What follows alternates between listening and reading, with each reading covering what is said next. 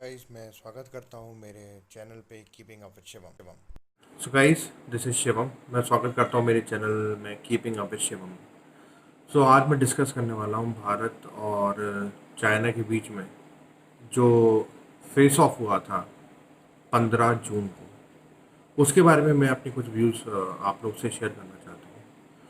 आपको पता होगा कि गलवान वैली में जो उन लोगों ने आके हमारे एरिया पे टिल फिंगर 8 से फिंगर 4 के बीच में आके जो एरिया नो मैंस लैंड कहा कहलाता था।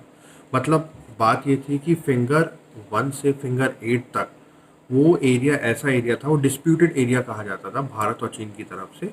मतलब क्या होता था कि भारत की पेट्रोलिंग पार्टी फिंगर 1 से फिंगर 8 तक जाती थी, और उनकी भी जो चाइना की पेट्रोल पार्टी है वो भी फिंगर 8 से फिंगर 1 तक आती थी।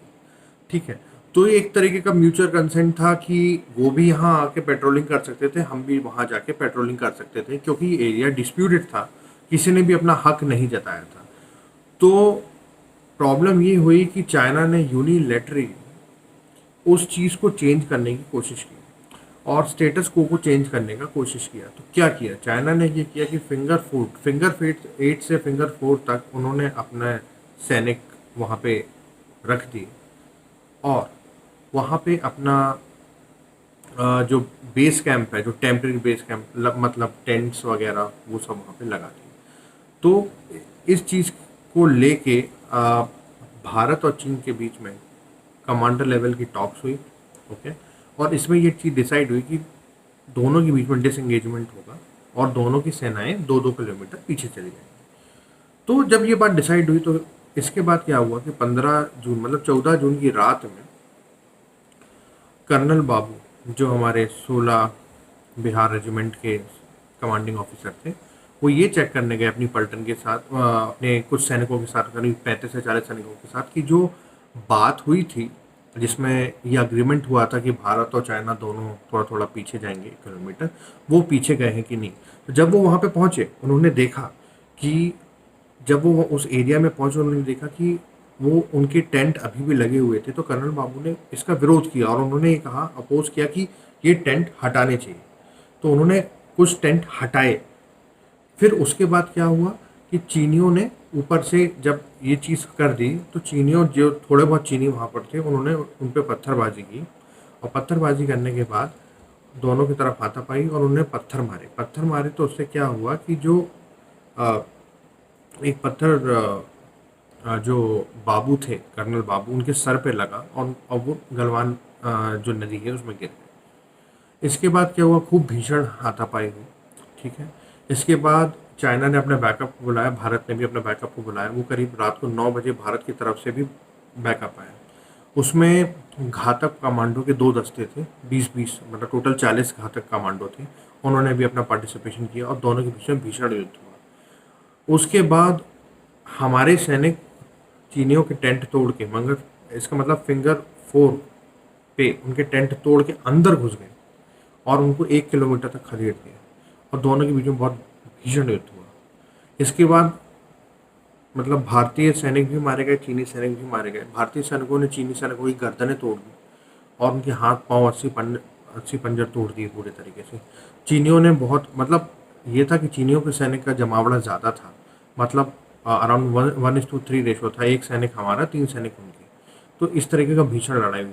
9 बजे के बाद दोनों थोड़ा डिसंगेज हुए और अपनी अपनी लाशों को किनारे किया। 11 बजे रात को फिर से भारत के री और चाइना की तरफ फिर से एक बहुत भयंकर लड़ाई हुई, जो 15 तारीख की रात तक चली। 12 बजे के बाद कम से कम 6-7 घंटे तक ये लड़ाई हुई। ये लड़ाई नदी के में भी हुई, और भारतीयों ने चीनियों का वो हाल किया जो उन्होंने कभी 7 जन्मों में नहीं सोचा होगा। उन्हें कभी ये पता नहीं हुआ कि भारतीय सैनिक उनका वो हाल करेंगे, और एक एक मतलब हमारे सैनिकों ने उनकी गर्दनें चटका दी बेयर हैंड से।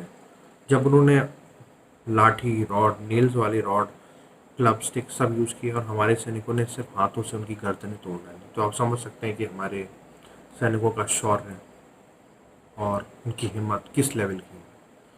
वो बहुत बहुत स्ट्रांग, हमारे सैनिकों ने उनको मुंह तोड़ जवाब दिया। इसके बाद चाइना का जो ब्रिगेडियर था, उसने वाइट झंडा हिला के ये बोला कि ये लड़ाई रुके और डिसंगेजमेंट हो। उसके बाद क्या हुआ कि हमारे इसके घटना के बाद ये हुआ कि हमारे 10 सैनिक जो थे वो चीनी कब्जे में थे और 9 जो सैनिक थे वो हमारे कब्जे में थे चीनी। उसमें एक जो था मतलब हमने उनका एक सीओ कमांडिंग ऑफिसर को भी मारा था। इसके बाद ये हुआ कि बाद में जो टॉक्स हुई उसमें ये हुआ कि उन्होंने हमारे 10 सैनिक वापस किए, हमने उनके 9 सैनिक वापस किए। इसके बाद ये चीज़ें थोड़ी डिसंगेज हुई। तो आप ये बात समझ सकते हैं कि कितनी भीषण लड़ाई हुई थी और भारतीयों ने कितना बुरा उनका हाल किया चीनियों का। तो चीनियों को ये बात समझ में आ गई होगी कि जिस तरीके को उनने सोचा था कि जैसे बाकी देशों को वो बुली करते हैं वो भारत को बुली कर लेंगे, तो ये उनका बहुत बड़ा सपना था जो चूर हो गया और भारत ने उनको एक बहुत मुंहतोड़ जवाब दिया है। अब आगे चीनियों का क्या? चीनियों का ये है कि बाकी जगह भी है जो डिस्प्यूट चल रहा है,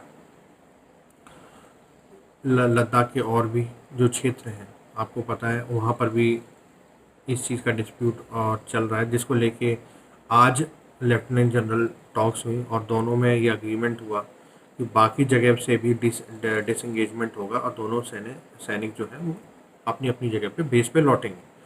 बट मेरा ये मानना है कि चीनियों पे कभी भरोसा नहीं किया जा सकता और भारत भरोसा करेगा भी नहीं। भारत ने अपने फॉरवर्ड बेसिस पे सारे फाइटर प्लेन जिसमें Sukhoi 30 MKI MiG-29 UPG Mirage 2000, इसके बाद Chinook helicopter, Apache multi role fighter helicopter, ये सारी चीज़ें वहाँ पर तैनात कर दी हैं। प्लस एयर डिफेंस सिस्टम में आकाश सिस्टम भी लगा चुका है ताकि अगर उनका कोई भी फाइटर प्लेन हमारे एरिया में आए तो हमारे एयर डिफेंस सिस्टम उसको हवा में ही नष्ट कर दें। तो आप समझ सकते हैं कि भारतीयों ने कितनी भयंकर तैयारी की हुई है। प्लस हमारे जो एयरलिफ्ट करके हमारे यहाँ की जो T-72 और T-90 टैंक्स को भी बॉर्डर ले लद्दाख में लगा दिया गया है ताकि इन केस अगर चाइना कुछ भी करने की कोशिश करता है तो उसको मुंह तोड़ जवाब दिया जाए। इसके बाद हमारे रक्षा मंत्री भी आज रशिया गए हैं और उन्होंने रशिया में जो रशिया के डिफेंस मिनिस्टर हैं उनसे बात की है ताकि जो S-400 की जो डील हुई थी वो S-400 हमको तय समय से जल्दी मिले। साथ ही साथ हमने 12 सुखोई 30 MKI और करीब करीब 22 या 23 MiG-29 हमने उनसे मांगे हैं, खरीदे हैं, जो इमरजेंसी परचेज में मांगा उसकी भी डिलीवरी हमने बहुत जल्दी मांगी है।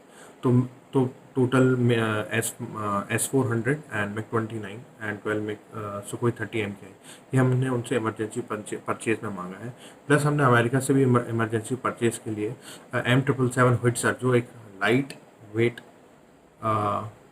टो गन है जो हमने हर करीब 100 की मात्रा में अमेरिका से खरीदा है, उसका एमिनेशन हमने इमरजेंसी परचेज में मांगा है। इन केस अगर युद्ध होता है तो हमारे पास उसकी कमी ना हो। तो भारत की तैयारी बहुत ज़ोरों पे है और ये चीन को समझ में आ गया कि भारत से लड़ना मुश्किल ही नामुमकिन है। इसका रीज़न ये है कि मुझे ऐसा लगता है कि चीनी सिर्फ अपने प्रोपोगंडा पे जिंदा रहते हैं। जैसे उन्होंने साउथ चाइना सी और ताइवान, हांगकॉन्ग, तिब्बत, इन देशों को उन्होंने बुली किया हुआ है। आपको पता होगा कि जापान ने भी अपनी एयर डिफेंस सिस्टम और मजबूत कर लिया है और अपनी बैलिस्टिक मिसाइल चीन की तरफ मोड़ दी है। और साथ ही साथ अमेरिका ने भी अपने 3 युद्धपोत जिसको एयरक्राफ्ट कैरियर कहते हैं उसको साउथ चाइना सी में लगा दिया है चीन के खिलाफ। तो आप तो समझ सकते हैं कि चीन की तरफ चौतरफा दबाव है। भाई चीन को समझ में आ गया कि भारत कोई ऐसा वैसा देश नहीं है, भारत विश्व की चौथी सबसे बड़ी सैन्य ताकत शक्ति है चीन के बाद। तो ये बात चीन को समझ में आ गई और उन्होंने भारत का मोरल टेस्ट किया था 15 जून। उन्होंने सोचा था कि किसी भी तरीके से एक स्मॉल स्केल का फेस ऑफ करके भारतीय जवानों को मार के भारत पे एक साइकोलॉजिकल प्रेशर बनाया जाए ताकि भारतीय लोग इतना डर जाएं कि आगे की कार्रवाई में चीन का विरोध ना कर सकें। बट चीन को मुंह की खानी पड़ी और इसका उल्टा हुआ। भारतीयों ने चीन के 45 से ज़्यादा सैनिकों को सिर्फ हाथों से गर्दन मरोड़ के मार डाला। आप सोचें कि अगर भारत के पास हथियार होते तो भारत चीनी सैनिकों का क्या हाल करता। तो आपको इस बात का अंदाज़ा लग चुका होगा। तो मेरा यही कहना है कि चीनियों को इसका जवाब मिल चुका है और भारत की तैयारी बहुत ज़ोरों पे है। तो बस मेरा ये कहना है कि चीन पे कोई भरोसा करने लायक देश नहीं है। चीन पे हमें बिल्कुल भरोसा नहीं करना है, अपनी तैयारी ज़ोरों पे रखनी है और कोई भी चीज़ आए तो चीन को मुंह तोड़ जवाब देना है। बस गाइस, ये मेरा बहुत दिनों बाद एक वीडियो था। मैंने कुछ व्यूज़ थे जो मैंने आपसे शेयर किए। अगर आपको मेरा वीडियो अच्छा लगा होगा तो कृपया इसको लाइक करें और मेरे यूट्यूब चैनल को सब्सक्राइब करें। Thank you. नमस्कार। जय हिंद।